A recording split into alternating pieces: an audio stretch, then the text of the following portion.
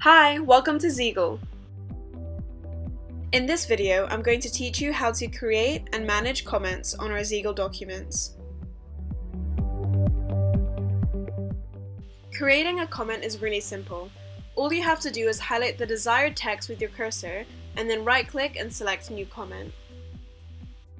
Once you're done, click Enter or the arrow button to post your comment. Clicking the small blue speech bubble opens the comment for further permissions. In managing comment permissions, by clicking the different users, it allows a person to either view or edit the comment depending on their collaboration permissions. You can also resolve the comment to show what's been completed. This then comes underneath its own thread in the comment section.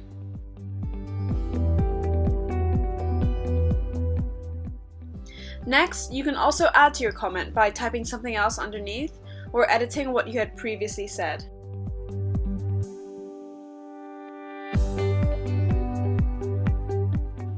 And don't worry, your comments can always be deleted. The comments are kept as a thread and can be filtered by the type of comment and who can see it. You can open and close this window by clicking the comment button on the far right of the toolbar. Please make sure to check out our other videos that teach you how to use other features on Zegal. Thank you so much for watching and using Zegal.